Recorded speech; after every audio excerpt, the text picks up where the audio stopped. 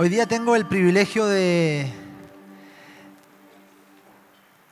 poder compartir con ustedes y continuar con este pensamiento hermoso y esta idea que estamos estableciendo, el Cristo que nos habita, que me habita.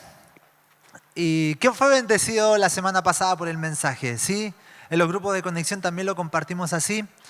Y hoy día tengo el privilegio de compartir algo que lleva por título El Cristo poderoso que me habita. Repita conmigo, el Cristo poderoso que me habita. Y quiero comenzar con una historia. Había una vez una persona que amaba al Señor. Esperen, voy a tomar agüita antes. Una persona que amaba al Señor con todo su corazón. Y él leía la Biblia y leía las historias del Antiguo Testamento. Veía la historia de la vida de Noé, de Moisés, de David, de Elías. Y él dice, cuando yo llegue al cielo, yo le voy a preguntar a Noé, por ejemplo, cómo fue creerle a Dios por el arca y cómo fue que él vio el poder impresionante de Dios en todo eso. Voy a llegar a preguntarle a Moisés en el cielo cómo fueron las manifestaciones poderosas cuando se enfrentó contra el faraón y después cuando salió con todo Israel al desierto y ver el maná y la columna de fuego, la nube. ¿Cómo habrá sido la nube de gloria ahí en el monte? Voy a hablar y preguntarle a David cómo fue vencer a Goliat con estas piedras, con la onda, cómo fue después todo el trayecto y ver la gloria del Señor. Hasta que un día el Señor se acordó de él y fue al cielo. Entonces en el Uber que es de aquí para allá, porque ustedes saben que hay un Uber de aquí al cielo, en el Uber iba ahí anotando las preguntas en su celular. Yo le voy a preguntar esto a Moisés, me voy a encontrar con ellos y voy a preguntar cómo habrá sido, porque debe haber sido impresionante, cosas que yo tal vez no pude vivir en la tierra. Y llegando al cielo, San Pedro lo estaba, ¿se imagina? Llegando al cielo, llegó y iba a encontrar con ellos y iba a sacar sus notas para ver las preguntas que le iban a hacer, y se dio cuenta que todos los antiguos, los héroes de antaño que él había leído de la Biblia, lo estaban esperando con una mesa preparada, un tecito expectante. Y él llegó, se sorprendió de eso, y antes de él preguntarle a cada uno de esos personajes, todos a una voz, todos estos personajes, Moisés, Noé, David, todos a una voz le preguntaron, oye, ¿cómo fue? ¿Cómo fue la experiencia de vivir con Cristo dentro? Cuéntanos, por favor, estamos expectantes a que nos cuentes cómo fue vivir con el Salvador, con el Señor Jesucristo dentro de ti. Debe haber sido espectacular. Esta historia nos tiene que hacer reflexionar y vamos a hablar un poco de esto el día de hoy. Muchas veces nosotros pensamos y nos imaginamos que las historias en la Biblia, no, ese momento sí que realmente fue poderoso. No, estamos muy lejos de llegar a ese mover del Señor. No, estamos muy lejos de ver esa gloria de Dios. Así que vamos a ir más profundo en esto, ¿amén? Sí, vamos a leer un poquito nuestras Biblias, así que abran ahí en Juan 16:7. Vamos a comenzar con esto. Juan 16:7.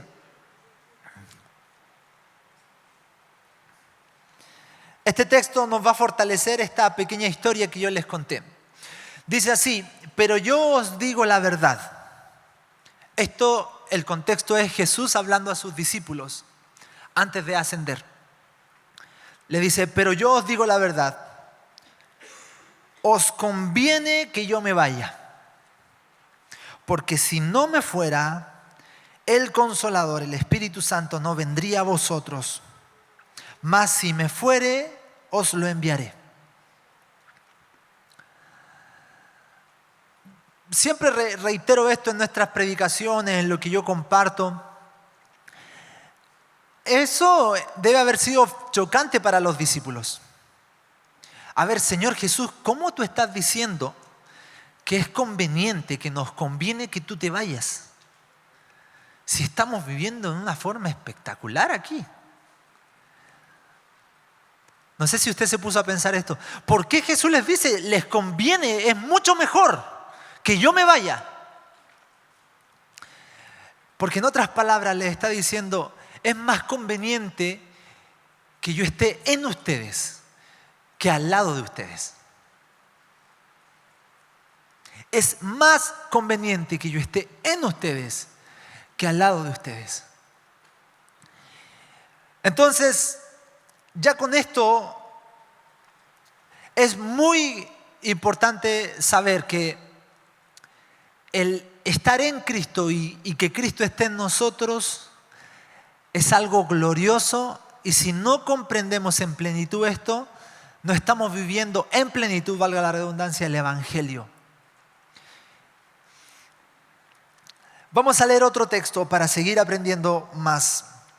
Y quiero pedirle al Señor, vamos a orar antes, ¿sí? Gracias, Señor, por este tiempo que vamos a recibir de tu palabra. Sabemos que tu palabra es lo único que nos transforma. Toda distracción, cansancio se va de nuestras vidas. Y nuestra alma y nuestro cuerpo se sujeta a ti, Espíritu Santo. Gracias, Señor, y sabemos que todo proviene de ti y todo es para ti. Eres lo más importante en este lugar. Amén. Leamos Juan 14 del 12 en adelante. Juan 14 del 12 en adelante. Nuevamente es Jesús hablando con sus discípulos, sus seguidores. Y dice así, de cierto les digo. Paréntesis acá, cuando Jesús dice de cierto os digo, es como que, oye, préstenme atención porque lo que voy a decir acá realmente es importante. ¿Sí? Entonces, de cierto les digo, el que cree en mí, o el que en mí cree, que dice, las obras que yo hago, él las hará también, pero después dice, y aún mayores. Las obras que yo hago, él las hará también, y aún mayores, porque yo voy al Padre. Y todo lo que pidiereis al Padre en mi nombre, lo haré, para que el Padre sea glorificado en el Hijo. Si algo pidiereis en mi nombre, yo lo haré. Si me amáis, guardad mis mandamientos. Y yo rogaré al Padre y os dará otro Consolador, el Espíritu Santo, para que esté con vosotros para siempre. Entonces, el Señor está con nosotros en algunos momentos, hasta cierto punto, no, es para siempre. El Espíritu de verdad, al cual el mundo no puede recibir porque no le ve ni le conoce, pero vosotros le conocéis.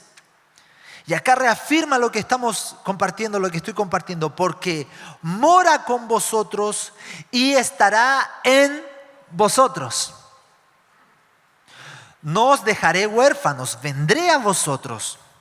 Todavía un poco y el mundo no me verá más, pero vosotros me veréis porque yo vivo, vosotros también viviréis.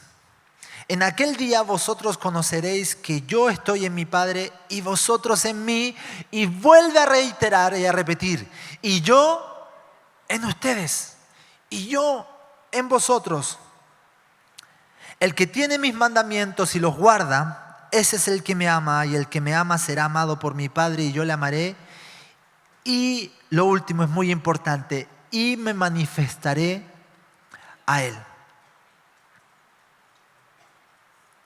La manifestación práctica y contundente del Cristo que nos habita no solamente es el fruto del Espíritu. Hemos hablado de que una persona llena del Señor manifiesta el fruto del Espíritu: amor, paz, paciencia, benignidad, bondad, en el área práctica de su vida, en todo momento. Pero no es solamente eso. Sin embargo, antes de entrar en esto, debemos establecer algunas verdades de base para comprender con más profundidad que no solamente es el fruto del Espíritu, sino que es el poder que está en nosotros. La manifestación práctica del Señor no es solamente a través de la manifestación del fruto, de actos en nuestra vida que uno dice, oye, qué paciente eres, oye, qué amable eres, sino que es el poder que tenemos en el Señor y con el Señor. Vamos a volver al orden correcto y quiero establecer algunas cosas bases acá para que podamos desde ahí construir un poquito más, ¿sí? ¿Me sigue? ¿Sí?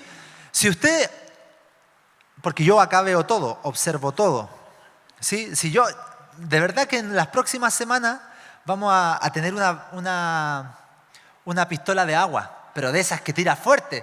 Entonces cada uno que vea cabecear yo, ahí, y tengo buena puntería yo, ¿sí? No, si usted se está durmiendo, usted declare y dígase, mi cuerpo obedece al Espíritu y no me voy a quedar dormido. Y si yo tengo que pararme y estar un poquito ahí atrás un ratito, prestando atención, también es permitido, ¿sí? Necesitamos recibir esto en nuestras vidas. Si deseamos abrir la puerta que nos conduce a experimentar la plenitud de Cristo, necesitamos poseer la llave y saber cómo usarla, ¿verdad? Cualquier puerta que usted quiera entrar necesita la llave, ¿sí? El objetivo de lo que vamos a hablar es mostrarnos un poquito la llave. ¿Cuál es la llave de todo esto? Si obtenemos esta llave y sabemos cómo usarla, tendremos el secreto para experimentar al Cristo que nos habita, al Cristo poderoso que nos habita en nuestras vidas. Así que esta llave es de suma importancia. Hay un versículo en 1 de Tesalonicenses 5:23 que dice esto: y el mismo Dios de paz os santifique por completo. ¿Nosotros estamos santificados a medias? No. El Señor de paz nos santifica por completo, ¿sí? Y vuestro espíritu, vuestra alma y vuestro cuerpo sean guardados perfectos e irreprensibles para la venida de nuestro Señor Jesucristo. En este texto ya podemos ver que se manifiesta la composición del ser humano, que es de 3 partes, ¿sí? Acá lo dice clarito. Vuestro espíritu, nuestra alma y nuestro cuerpo. El hombre entonces consta de 3 distintas partes y están delimitadas así: espíritu, alma y cuerpo. Y es fácil establecer la diferencia entre el cuerpo y el alma, ¿verdad? Todos sabemos que estas 2 partes son diferentes. Cuerpo y alma no son iguales. Pero no es tan fácil, y muchas veces si no lo tenemos claro, no es tan fácil distinguir entre el alma y el espíritu. Porque es algo interno. Nosotros, como hijos del Señor, como participantes de escuela ministerial, como discípulos de Como Arica, sabemos, porque tenemos la revelación máxima, porque sabemos lo que estamos recibiendo, ¿verdad? Pero se puede confundir en algún momento el espíritu y el alma. ¿Qué está pasando ahí?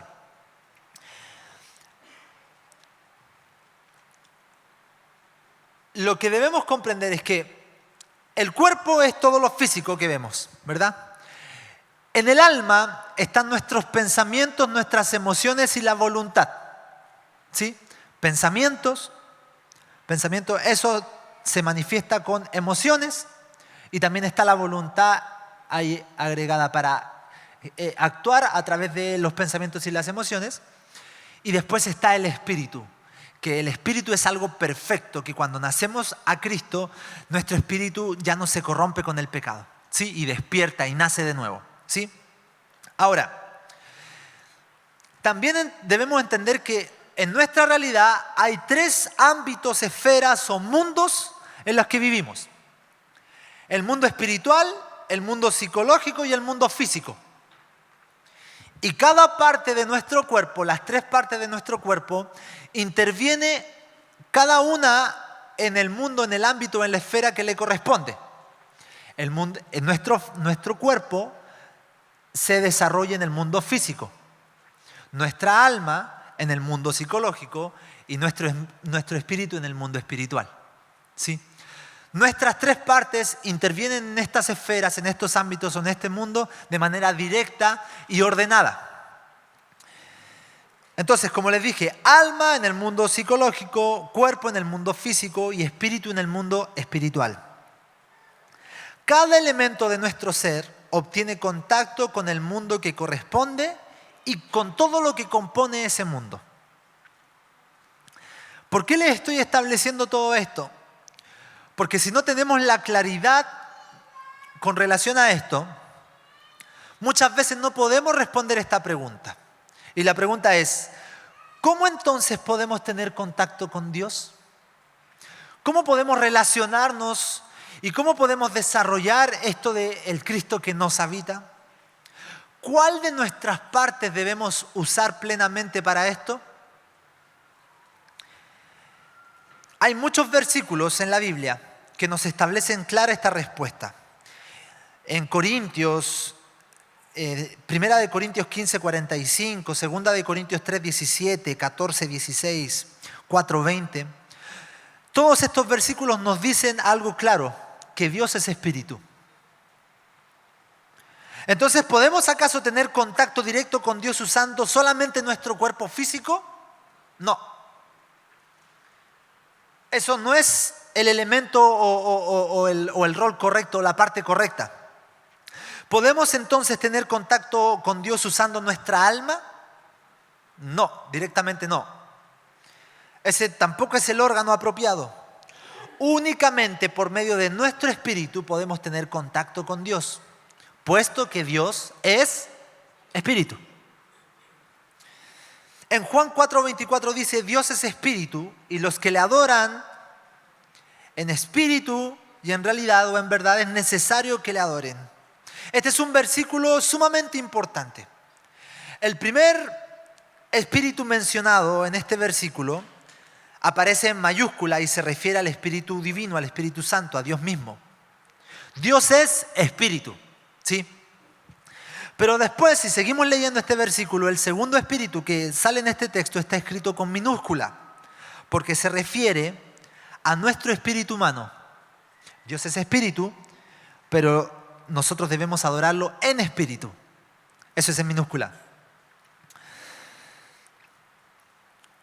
La única manera en que podemos adorarlo y tener contacto y comunión con Él es en nuestro espíritu y con nuestro espíritu. Entonces, amados hermanos, esta es la llave. Nuestro espíritu humano es la parte, es el órgano en el cual Cristo, en cualidad de espíritu vivificante, ha entrado a nuestro ser. Los versículos anteriores que les mostré muestran claramente que ahora Dios mora en nuestro espíritu. Cristo en nosotros. Sin embargo, debemos recordar que el Dios que está en nosotros no es solo Dios, sino que además es Jesucristo. Por eso los versículos dicen, yo estaré con ustedes para siempre. Yo habitaré en ustedes, yo estaré en el Padre y ustedes estarán en mí y yo en ustedes, dice la Escritura.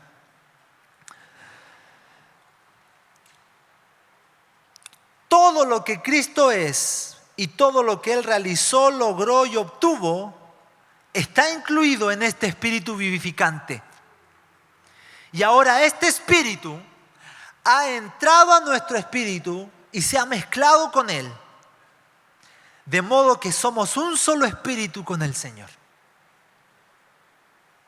Repito esto porque esta es la base principal para todo lo que en un ratito más voy a desarrollar aún más. Pero repito esto. Todo lo que Cristo es y todo lo que Él realizó, logró y obtuvo está incluido en este espíritu vivificante. Y ahora este espíritu ha entrado en nuestro espíritu, se ha mezclado, nuestro espíritu ha nacido de nuevo, de modo que somos un solo espíritu con el Señor. Alabamos al Señor, pues hemos llegado a ser uno con Él en nuestro espíritu. Si aprendemos esto, a volvernos a nuestro espíritu, a acomodar todo el orden de nuestro ser integral a través del espíritu, podemos establecer esta relación, este contacto con la persona de Jesucristo, con el Cristo que nos habita, con el Cristo poderoso que nos habita. Amados, este es el secreto, esta es la llave para comprenderlo y para comenzar a vivir así. Esto es algo hermoso porque, como les dije en la historia inicial, muchas veces nosotros pensamos, wow, qué glorioso debe haber sido ese tiempo. Y los de ese tiempo, los héroes de antaño, los personajes principales de la Biblia en el Antiguo Testamento, si hubiesen mirado para adelante, hubiesen dicho lo mismo. ¡Wow! ¡Qué glorioso! Realmente ahora sí, haber vivido en ese tiempo. Porque ahora Cristo está en nosotros. Y es algo que debemos despertar. Ahora, con esta base, por eso nosotros debemos sujetar nuestro cuerpo y nuestra alma al Espíritu.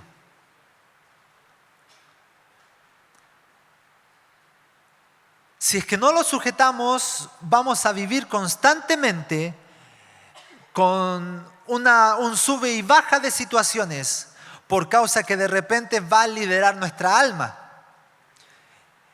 Y las emociones, usted sabe cómo son. Va a liderar nuestro cuerpo. Y por eso no hay dominio propio, porque el cuerpo pide. Y si el cuerpo pide, hay que satisfacer al cuerpo. Ayer estaba hablando con nuestros alumnos de escuela ministerial y yo les decía esto. Incluso vamos a ver un poquito de lo que compartimos el día de ayer. El rey David, hay un versículo que dice: bendice alma mía al Señor y bendiga mi ser todo su santo nombre. La realidad de ese versículo es que él se estaba discipulando a sí mismo, se estaba obligando por la situación en la que estaba viviendo. Es mi cuerpo, mi alma, mis emociones están más o menos nomás, pero mi ser, mi alma tiene que bendecir al Señor, tiene que conectarse con el Señor. Entonces, estableciendo eso, vamos a ir un poquito más allá. ¿Sí? ¿Me estoy haciendo entender? ¿Sí? Yo algunas veces tiendo a preguntar eso porque soy un poco disperso y de pronto siento que no me hago entender. Dígale al que está al lado, escucha, presta atención al pastor. Dígale. Presta atención al pastor. ¿Sí? Sí. Y despiértate, dile. Sí. Ok. Vamos. Amados, antes de que Cristo, el Cristo poderoso, morara en nosotros, Dios ya había otorgado un poder y una autoridad al ser humano. Y ese poder y esa autoridad era plena en un lugar específico que es el planeta Tierra. Entonces, antes de que Cristo morara en nosotros, ya había un poder otorgado al ser humano que era en la tierra. En Salmos 82:6 dice esto: yo dije, vosotros sois dioses y todos vosotros hijos del Altísimo. El contexto de este versículo era Dios creando al hombre y diciéndole: ustedes van a ser dioses, pero no dioses en el sentido de divinidad, sino que dioses en el sentido de dominio y autoridad. Ustedes van a ser los encargados, los que tienen la mayor autoridad y poder en la tierra. Nos fue dado dominio, poder y autoridad sobre la tierra. La tierra era nuestra para gobernarla y reinar en ella. Entonces, por eso establecido que nosotros éramos dioses, vuelvo a repetir, no por la divinidad, sino por la autoridad y el poder que el Señor estableció. En Salmos 115:16 dice esto: los cielos son de Jehová y ha dado la tierra a los hijos de los hombres. Eso es algo que está en la Biblia y debemos entenderlo así. Dios literalmente le dio la tierra a la humanidad. El creador de todas las cosas nos dio poder y autoridad para reinar sobre esta tierra como si fuéramos Él mismo, con ese poder, con esa autoridad. No éramos el creador, pero esa era la magnitud del dominio y el poder que Él nos dio. ¿Sí? ¿Se está imaginando conmigo este panorama, verdad? Ahora, en la Biblia nosotros entendemos que los ángeles están creados para el servicio de la humanidad. Sí, eso lo podemos ver. Si usted va a escuela ministerial va a aprender a eso. para servir. Entonces, cuando Lucifer, aún siendo un ángel de Dios sin pecado perfecto, fue enviado al jardín, fue enviado a ministrar y a colaborar con Adán y Eva. Y en ese momento, hay un escritor que dice esto: en ese momento, él vio una oportunidad porque vio la autoridad incondicional que Dios le había dado al hombre sobre la tierra. Él vio esa oportunidad y dijo: wow, yo tengo una autoridad dada por Dios, pero tiene algunas limitancias, algunas limitaciones. Pero estoy viendo que el ser humano tiene una autoridad completa en la tierra. Entonces ahí podemos ver la rebelión de Satanás. Él no estaba contento tal vez con ser el ángel, uno de los ángeles principales, sino que se desvirtuó, empezó a querer ser semejante a Dios, pero él no podía tomar ese lugar solamente con el poder que se le había asignado, porque ese poder era con limitaciones. Entonces, obviamente Dios tenía la autoridad de quitarle ese poder de inmediato. Y acá viene algo importante que debemos aprender. Si él se hubiera rebelado, habría perdido, como les dije, ese poder instantáneamente y había sido destruido. Sin embargo, él vio una oportunidad en el hombre, porque Dios le había dado a Eva y a Adán y Eva, algo que nunca le había dado a los ángeles.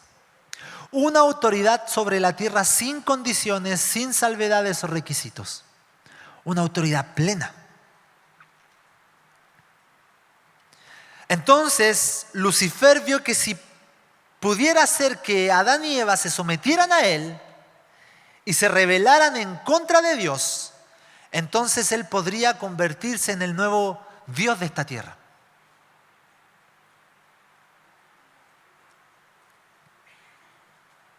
Amados hermanos, la creación siempre ha operado bajo las inmutables leyes espirituales de Dios.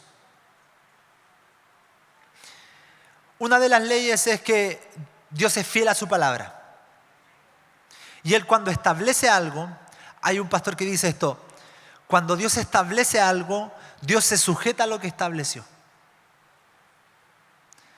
Entonces, si Dios hizo un compromiso y estableció algo, es fiel a lo que estableció y no puede cambiar eso. Esa es una seguridad hermosa, porque le dijo a Noé: yo no voy a destruir a la humanidad. Imagínense si Dios no fuese fiel a su palabra. Estaríamos aquí como en la cuerda floja. Oye, no vaya a ser que Dios se arrepienta y nos destruya. Entonces, cuando Dios estableció esa autoridad plena al hombre en la tierra, Él no se sujetó a esa palabra que Él estableció y se sujetó a esa autoridad que Él estableció al hombre, en el hombre, ¿sí? No es que se sujetaba a la autoridad, sino que se sujetó a la palabra de autoridad que Él había establecido. Uno de esos principios es este, y hay otro que está en la Biblia, pero es eterno también, que es manifestado en la Biblia, que está en Romanos 6:16. Y dice esto: ¿no sabéis que si os sometéis a alguien como esclavo para obedecerle, sois esclavo de aquel a quien obedecéis? Sea del pecado para muerte o sea de la obediencia para justicia. Entonces, amados hermanos, conociendo cómo opera el reino de Dios, Lucifer sabía que él podía inducir a Eva y a Adán para que se sometieran a él y lo obedecieran. Entonces él podría convertirse en el amo de Adán y Eva. Entonces, a través de esa autoridad que él, o de eso de que se sometieran a él, Adán y Eva, el ser humano, entonces él podría tomar el poder y la autoridad que se le había dado a la raza humana y podría usarlo para querer desbaratar el reino de Dios. Amados hermanos, la rebelión de Satanás fue una rebelión por querer la autoridad. Y para empezar a recibir alabanza, adoración y toda la gloria que él deseaba y anhelaba. Es por eso que más adelante después, cuando Cristo Jesús está en los 40 días en el desierto, Satanás se le aparece y le dice, ven a este lugar alto. Mira, ¿ves todas estas naciones? Todo esto va a ser tuyo. Sí, la gloria de ellos va a ser tuya si es que tú postrado me adoras. El anhelo de Satanás siempre es eso, el engaño para obtener esta adoración, esta gloria falsa y esta autoridad. Ahora, como les dije recién, Satanás sabía que no podía dominar a Dios en una confrontación directa. Sin embargo, él sabía que Dios le había dado esa autoridad incondicional al ser humano y ellos voluntariamente se sometían a él. Y si voluntariamente se sometían a Satanás, obviamente le entregarían esa autoridad dada por Dios.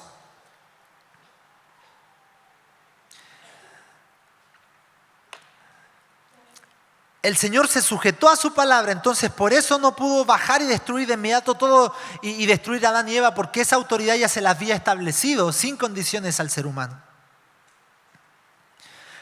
Como creador, Él tenía el derecho de hacerlo y de empezar de nuevo. Sin embargo, si Él hubiera intervenido en los asuntos de esta tierra de esa manera, habría, como les dije recién, violado su palabra.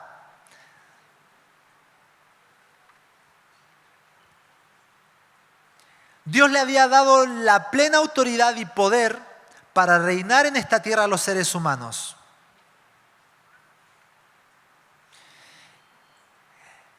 Y si Él hubiese violado su palabra, todo el universo se habría destruido de inmediato porque está sostenido el universo en la integridad de su palabra. Entonces, para que Dios pudiera conservar su integridad y respaldar lo que había dicho con anterioridad, cuando les dijo al ser humano, tienen dominio, tuvo que dar libertad a Eva y a Adán. Si ellos querían entregarle la autoridad y el poder sobre la tierra a Satanás, entonces literalmente estaban en su derecho de hacerlo, porque Él había establecido algo con anterioridad. Y eso fue lo que ocurrió.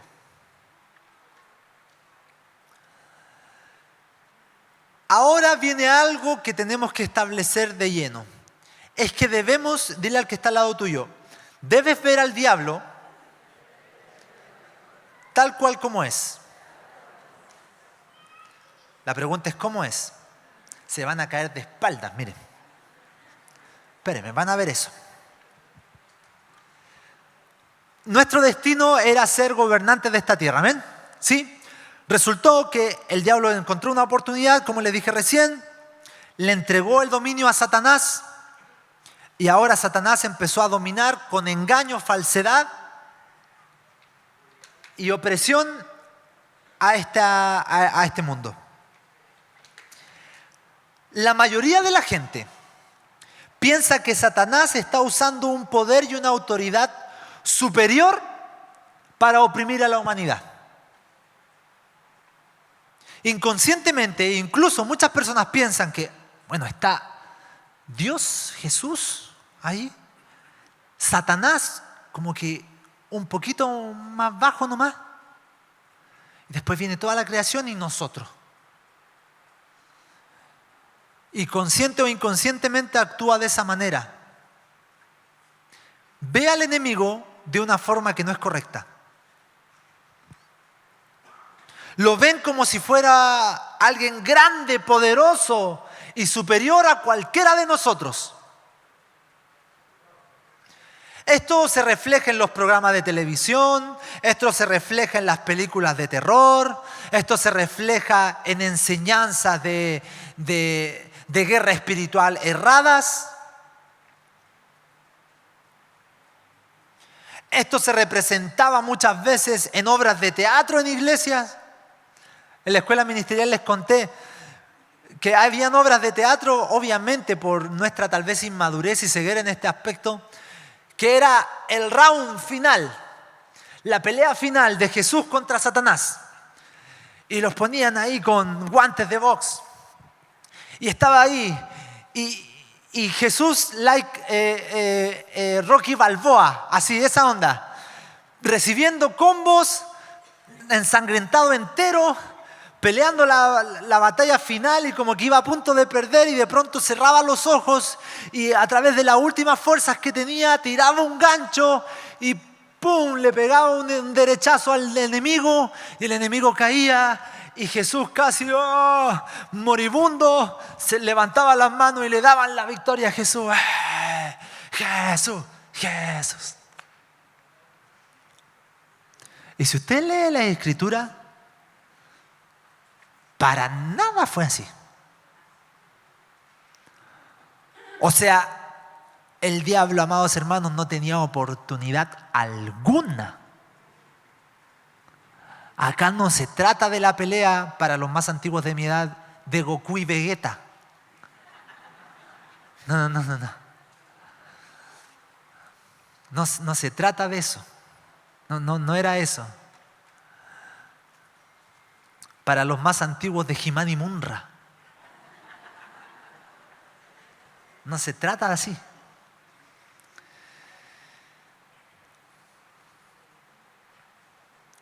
La mayoría de la gente ve al diablo como un ser superior en poder y autoridad. Sin embargo, amados hermanos, Lucifer perdió el poder divino que se le asignó de parte de Dios en el mismo instante que cometió la transgresión y se convirtió en Satanás. Lo perdió de inmediato ese poder divino. El diablo no está usando un poder y autoridad superior a los nuestros. En realidad, él está usando el mismo poder y autoridad que Dios le dio a la humanidad para que reinara y gobernara sobre esta tierra. En otras palabras, es la autoridad y el poder del ser humano transferido al Satanás lo que Satanás utiliza.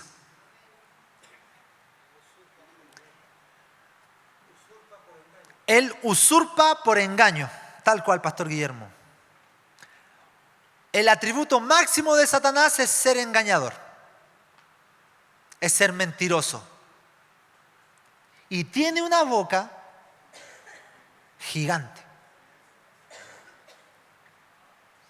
Amados hermanos, Satanás no tiene poder propio. Él depende completamente de seres humanos que se sometan a él y le den poder. Hasta en el Antiguo Testamento, Satanás no tenía poder para dominar y controlar a la gente. Él tiene que usar nuestro propio poder y autoridad en contra de nosotros. Solo en la medida en que nos sometemos a Satanás, Él es capaz de hacer algo. Ahora, la pregunta que te quiero hacer: ¿estamos cooperando con Satanás? Porque te quiero decir que nosotros podemos cooperar con él.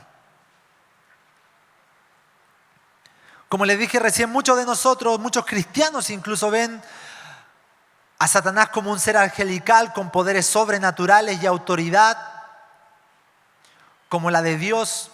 Le damos atributos que es el omnisciente, omnipotente, omnipresente, y no es así, al contrario. Se imaginan que el Satanás los ataca y los vence, pero la verdad es que el diablo no puede obligarte a hacer nada. Él perdió el poder cuando se rebeló contra Dios. Es necesaria nuestra completa cooperación para que el diablo pueda hacer cualquier cosa en nuestra vida. Es por eso que en la Biblia dice que está buscando a quien puede devorar. No dice que devora, sino que está buscando a quien puede devorar. Satanás no tiene la autoridad y el poder de devorarte a menos que dejes de obedecer a Dios y te sometas al pecado. A menos que dejes de pensar en las cosas de lo alto y comiences a priorizar tu vida y a regirla por estos pensamientos que no provienen del Señor. Cosas tan mínimas como, hoy siento como que me voy a enfermar. como que me quiero enfermar. Imagínense, me quiero enfermar. ¿Quién se quiere enfermar? Y pueden ser pensamientos muy sutiles, que uno diría, pastor, pero qué exagerado si todos decimos eso. Correcto, todos decimos eso. Pero no está bien. Como les dije en predicaciones anteriores, no se trata acá de que los que se someten a Satanás son las personas que tienen tatuajes del 666, se visten de negro y están con... No se trata de eso. Son personas que comienzan a pensar cosas que no son de Dios. Ya con esas cosas comienzan a actuar con actitudes que no son del Señor. No quieren dejar el pecado. Ya con esas actitudes tú ya estás sirviendo al enemigo. Y le estás dando autoridad para que él actúe.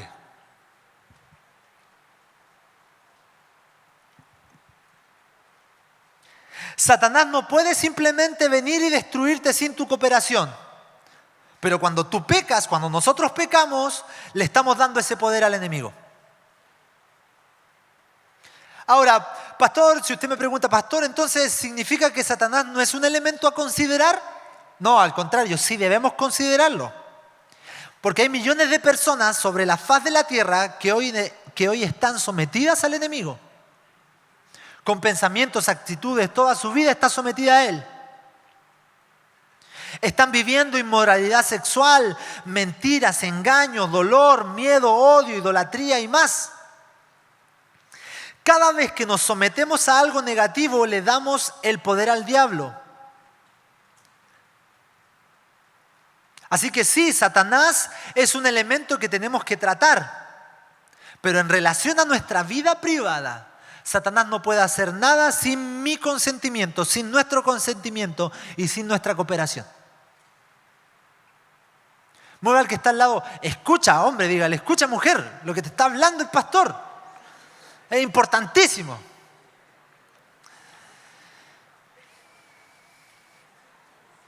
Amados, comprender que el poder y la autoridad que Satanás usa son facultades humanas es el poder, comprender que ese poder que utiliza Satanás es el poder que Dios le dio al ser humano y Satanás con engaño lo usurpó. Debe ponerte todo bajo una nueva perspectiva. Ahora, en vez de sentirnos intimidados por el enemigo, tenemos que sentirnos con el valor para enfrentarlo. Yo pensé que usted iba a decir una vez más grande. Tenemos que sentirnos, amados hermanos, con el valor para enfrentarlo. ¿Por qué? Porque ya Cristo vive en nosotros. Entonces, no es que estamos luchando de igual a igual. No es que ahora es el poder, y esto me estoy adelantando un poquito porque me queda menos tiempo, pero no es el poder inicial que Dios le dio al ser humano. Al contrario, ahora tenemos un poder superior porque Cristo está en nosotros.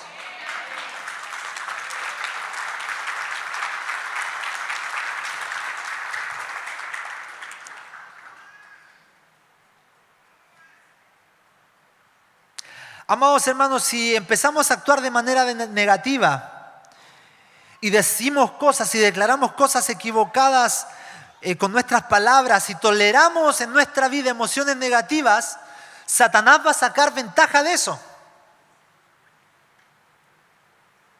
Él vendría en nuestra contra.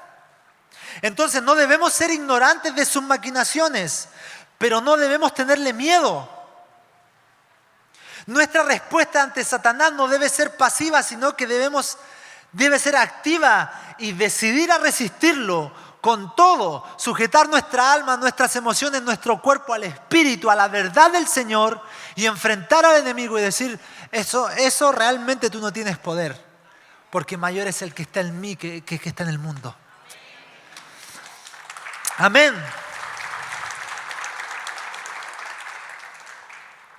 A la luz de lo que hemos visto acá, voy a tratar de apresurarme.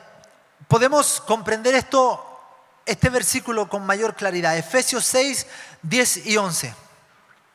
Dice, por lo demás, hermanos míos, fortaleceos en el Señor Y dice, en el poder de su fuerza. El Cristo poderoso que nos habita. Vestíos de toda la armadura de Dios para que podáis estar firmes contra las acechanzas del diablo.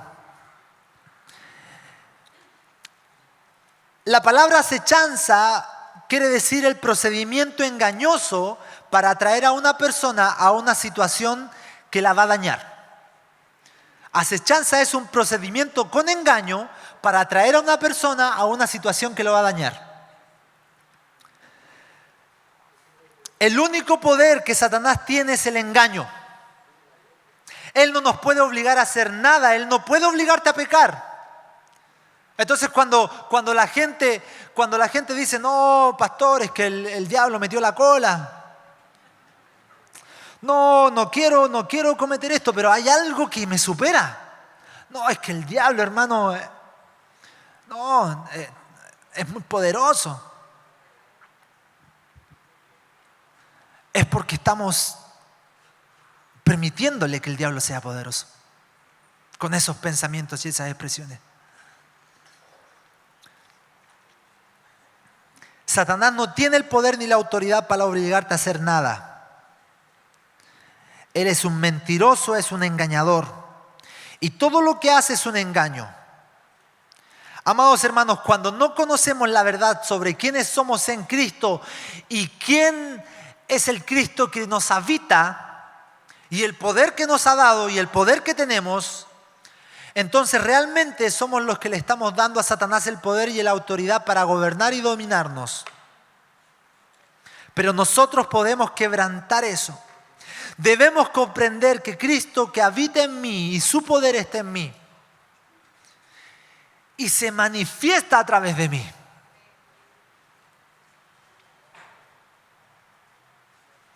Amados hermanos, el evangelio del reino es gobernar bajo Cristo y con Cristo. En 2 de Timoteo 1:7 dice, porque Dios no nos ha dado un espíritu de cobardía, sino de poder. Repita conmigo, de poder, de amor y de dominio propio. De poder, de amor y de dominio propio. Si usted encasilla estos tres conceptos en nuestro hombre integral, calzan, pero al medio. De poder en el espíritu, de amor en nuestras emociones, en nuestra alma, y de dominio propio en nuestro cuerpo.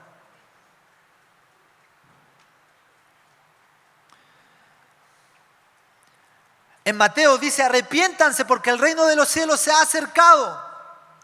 En Mateo 24:14 dice, y este evangelio del reino será predicado en todo el mundo.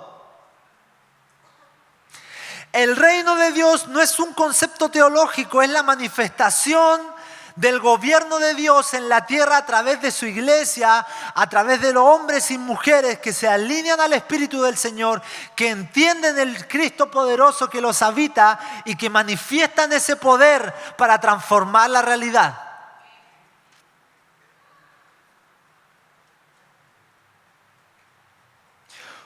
La iglesia debe ser la manifestación visible del reino de Dios en la tierra. Amados hermanos, Cristo es Rey, amén. Y su reino debe ser expresado a través de nuestras vidas. Dile al que está al lado tuyo, Cristo está en ti. Y tú tienes un poder increíble, dígale.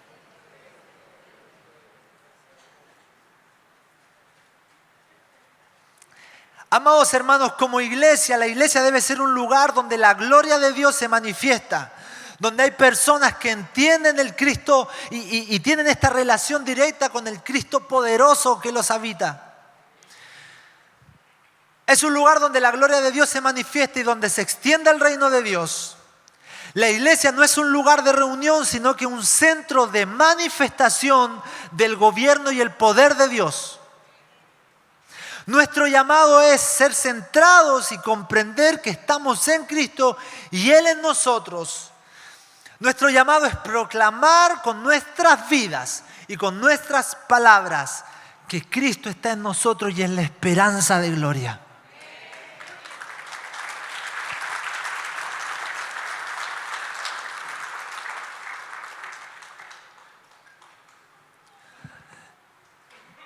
Dile al que está al lado, tú eres Hulk, dígale. ¿Conoces ese superhéroe, verdad? Que está tranquilo y de pronto...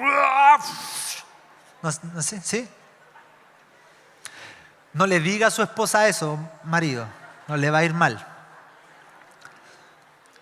Última historia, para terminar. Un pastor dice que cuando pequeño él vivía con su abuela. Su abuela sus últimos días se entregó a Cristo, pero había hecho muchas cosas en el ámbito espiritual raras. Y él al principio dice que cuando era niño veía que ocurrían cosas en la habitación de su abuela.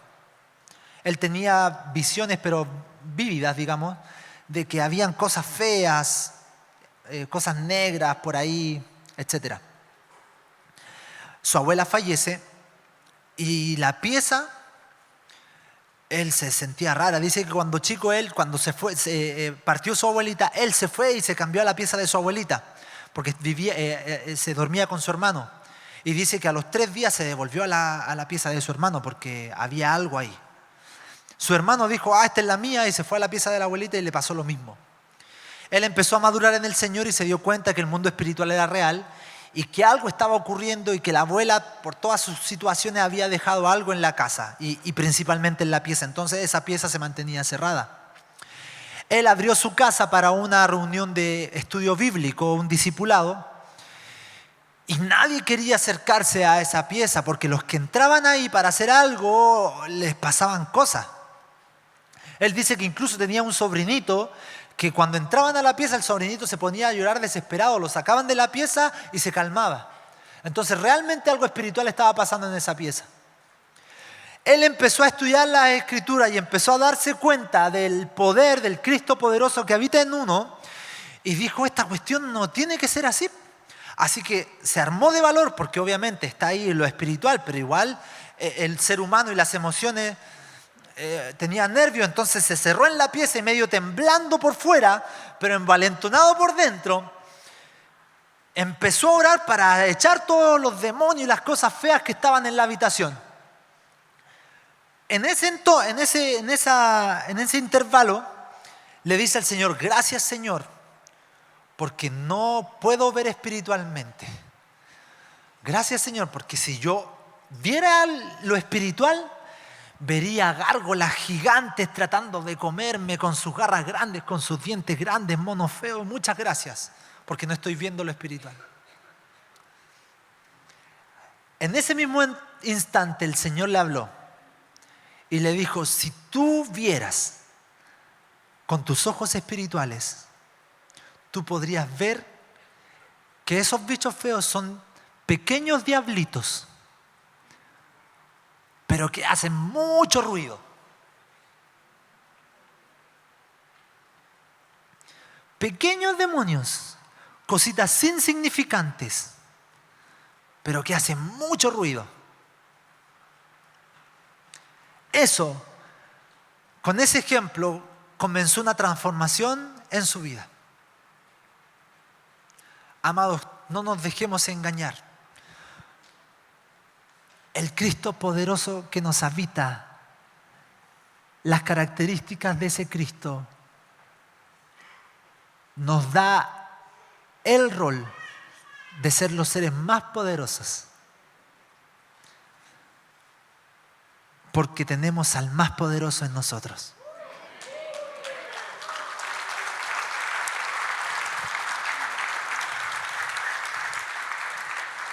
Aplicación práctica. Cada vez que hay algún problema familiar, usted diga, mayor es el que está en mí que el que está en el mundo. Si usted está pasando por alguna situación económica difícil, usted declare el poder y manifieste el poder del Señor en su vida, en su economía, en su familia. Si está viviendo alguna situación con su cuerpo, declare que su cuerpo se sujeta al Espíritu y recibe la sanidad y el poder divino del Señor. Algunas veces va a ser automático y otras veces va a ser un proceso. Pero nosotros seguimos creyendo que el mismo Jesús está en nosotros, que hizo esos milagros antes y que los va a seguir haciendo. Nosotros creemos con plenitud el poder del sacrificio. El consumado es el que Jesús en la cruz perdonó nuestros pecados. ¿Y quién está seguro de eso? Si usted está 100% seguro de esa parte, lo animo a que esté 100% seguro de la otra, que fue para sanidad de las enfermedades. No lo digo yo, lo dice la Biblia. Si es que a mí se me hubiese ocurrido, usted diga, sí, pastor, pero usted es muy creativo. Usted es buena onda, pero medio chamullento. Pero está diciendo la Biblia eso. Y no hay error. Amados hermanos, armémonos con toda esta armadura del Señor para ir en contra del enemigo. Veamos al enemigo tal cual como es, que fue derrotado en la cruz y no tiene autoridad en nuestras vidas. Amén. ¿Por qué no se pone de pie y le da un fuerte aplauso nuevamente a nuestro Rey de Reyes, a nuestro Dios Todopoderoso? Gracias, Señor.